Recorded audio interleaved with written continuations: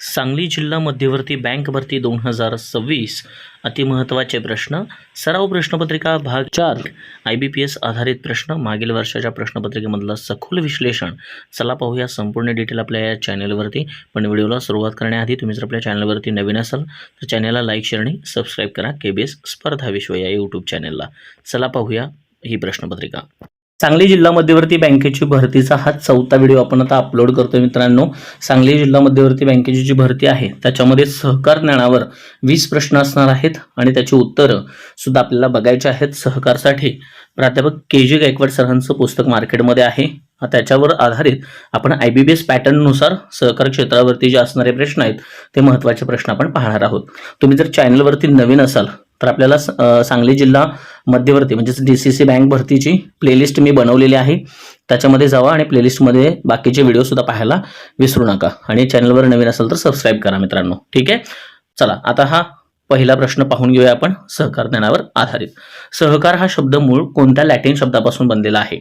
म्हणजेच सहकारलाच कोऑपरेशन म्हणतात आणि हा शब्द कोऑपरारी असा तयार झालेला आहे, लॅटिन शब्द आहे. पर्याय क्रमांक B हे याचं योग्य उत्तर आहे. 2 नंबर प्रश्न बघा मित्रांनो. आंतरराष्ट्रीय सहकार दिन इंटरनॅशनल डे ऑफ कोऑपरेटिव्ह कधी साजरा केला जातो दरवर्षी? ठीक आहे, तर जुलै महिन्याचा पहिला शनिवार जो आहे तो आपल्याला आंतरराष्ट्रीय आपण सहकार दिन म्हणून साजरा करतो. पर्याय क्रमांक A हे याचं योग्य उत्तर होईल. प्रश्न क्रमांक 3 बघा. जगातील पहिली यशस्वी सहकारी संस्था रॉचडेल पायोनियर्स ची स्थापना 1844 मध्ये कोणत्या देशात झाली?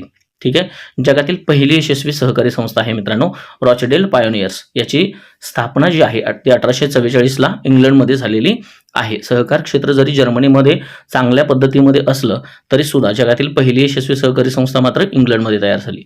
ठीक आहे, पर्याय क्रमांक C हे याचं योग्य उत्तर होईल. 4 नंबरचा प्रश्न बघा. भारतात पहिला अधिकृत सहकारी पतसंस्था कायदा कधी संमत झाला? भारतात कधी संमत झालेला आहे अधिकृत सहकारी पतसंस्था कायदा? हा 1904 ला झालेला आहे. पर्याय क्रमांक B हे याचं योग्य उत्तर आहे मित्रांनो. पुढचा प्रश्न आहे बघा. महाराष्ट्र सहकारी संस्था कायदा कोणत्या वर्षी मंजूर झाला? तर 1960 ला महाराष्ट्र सहकारी संस्था कायदा मंजूर झालेला आहे मित्रांनो. पर्याय क्रमांक B हे याचं योग्य उत्तर आहे. पुढील प्रश्न बघा.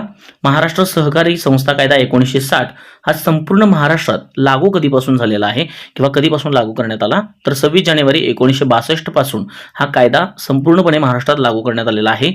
पर्याय क्रमांक C हे याचं योग्य उत्तर आहे. पुढचा प्रश्न बघा. सहकारी संस्थेचा कारभार कोणत्या तत्वावर चालतो?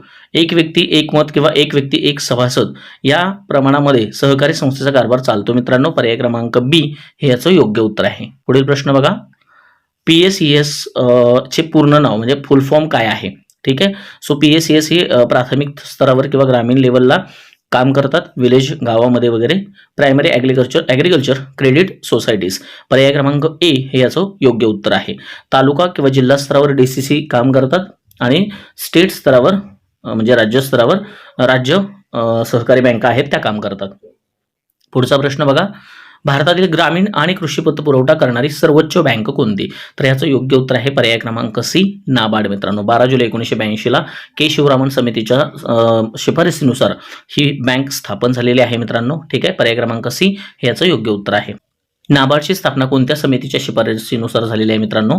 तर शिवरामन समिती तुम्हाला सांगितलेलं आहे आत्ताच. ठीक आहे, पर्याय क्रमांक B याचं योग्य उत्तर आहे. पुढचा प्रश्न बघा. जिल्हा मध्यवर्ती सहकारी बँका ज्याला DCCB म्हणतो आपण त्या कोणत्या स्तरावर कार्य करतात? आत्ताच सांगितलं तुम्हाला. PSES बँका ह्या ग्रामीण स्तरावर करतात, DCCB बँका जिल्हा स्तरावर करतात आणि राज्य स्तरावरती सुद्धा स्टेट तुमची कोऑपरेटिव्ह बँका आहेत. ठीक आहे, पर्याय क्रमांक B हे याचं योग्य उत्तर आहे. त्याच्यानंतर पुढचा प्रश्न आलेला आहे बघा. नाबार्डची स्थापना कधी झाली? तर नाबार्डची स्थापना मित्रांनो 12 जुलै 1982 ला झालेली आहे. हे ग्रामीण ज्या पतसंस्था वगैरे असतात त्यांना कर्ज पुरवठा करण्याचं काम करतं. ठीक आहे, पर्याय क्रमांक B हे याचं योग्य उत्तर आहे. पुढचा प्रश्न बघा. सहकारी संस्थेची नोंदणी करण्यासाठी किमान किती प्रवर्तकांची म्हणजे सभासदांची आवश्यकता असते? जर तुम्हाला सहकारी संस्थेची नोंदणी करायची असेल तर तुम्हाला किमान 10 सदस्यांची किंवा सभासदांची आवश्यकता असते. पर्याय क्रमांक B हे याचं योग्य उत्तर होईल. प्रश्न क्रमांक 14 बघा. सहकारी संस्थेची नोंदणी अर्ज मिळाल्यापासून निबंधकाने किती दिवसात निर्णय घेणे बंधनकारक असते? ठीक आहे, रजिस्ट्रार ज्याला म्हणतो आपण, सब रजिस्ट्रार यांना 60 दिवसाच्या आत किंवा कायद्यानुसार जास्तीत जास्त 2 महिने याच्या आतमध्ये त्या संस्थेच्या नोंदणी अर्ज मिळाल्यापासून निबंधकाने त्याच्यामध्ये निर्णय घेणं बंधनकारक आहे. ठीक आहे, पुढील प्रश्न बघा. सहकारी संस्थेच्या आर्थिक वर्षाची मुदत दरवर्षी कधी संपते? तर सहकारी संस्थेच्या आर्थिक वर्षाची मुदत ही 31 मार्चला संपते मित्रांनो दरवर्षी. पर्याय क्रमांक बी हे याचं योग्य उत्तर आहे. पुढील प्रश्न बघा. सहकारी संस्थेची पहिली मुख्य सर्वसाधारण सभा संस्था नोंदणी झाल्यापासून किती महिन्यांच्या आत बोलवावी लागते? तर सहकारी संस्थेची नोंदणी झाल्यापासून जी पहिली सर्वसाधारण सभा आहे ती 3 महिन्याच्या आतमध्ये बोलवावी लागते. तर पर्याय क्रमांक ए हे याचं योग्य उत्तर होईल. पुढचा प्रश्न बघा. महाराष्ट्रात सहकारी संस्थांची नोंदणी आणि नियंत्रण करणारा सर्वोच्च अधिकारी कोण असतो? तर सहकार आयुक्त व निबंधक, ज्याला रजिस्ट्रार आपण म्हणतो, तो असतो. ठीक आहे, पर्याय क्रमांक बी हे याचं योग्य उत्तर होईल. पुढचा प्रश्न बघा.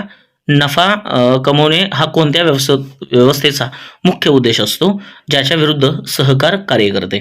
नफा कमवणे हा कोणत्या व्यवस्थेचा मुख्य उद्देश आहे ज्याच्या विरुद्ध सहकार काम करतं? तर पर्याय क्रमांक बी भांडवलशाही. भांडवलशाहीमध्ये फक्त त्या व्यवस्थेचा मुख्य उद्देश काय असतो? नफा कमवणे. मग त्याच्या विरुद्ध जाऊन सहकार कार्य करतं, ज्याला समाजवादी किंवा मिश्र अर्थव्यवस्था याच्यावरती ते अवलंबून असतं असं म्हणता येईल. 19 नंबरचा प्रश्न बघा. सहकारी संस्थेच्या निव्वळ नफ्यापैकी किमान किती टक्के रक्कम राखीव निधी म्हणजे रिझर्व्ह फंड म्हणून बाजूला ठेवावी लागते? तर 25% ही रक्कम तुम्हाला माहिती आहे सहकारी संस्था कायदा याच्यानुसार तुम्हाला बाजूला ठेवावी लागते. पर्याय क्रमांक डी हे याचं योग्य उत्तर आहे. आणि आपण आता शेवटचा प्रश्न बघूया. भारतातील सहकार चळवळीचे जनक म्हणून कोणाला ओळखलं जातं? तर सर फ्रेडरिक निकल्सन यांना भारतातील सहकारी चळवळीचे जनक आपण म्हणू शकतो. पर्याय क्रमांक ए हे याचं योग्य उत्तर होईल. अशाच DCC बँकेच्या नवनवीन सिरीजसाठी व्हिडिओसाठी आपल्या चॅनलला सतत भेट देत राहा. नोटिफिकेशन बेलला क्लिक करा आणि व्हिडिओ आवडला असेल तर चॅनलला लाईक, शेअर आणि सबस्क्राईब करा. धन्यवाद.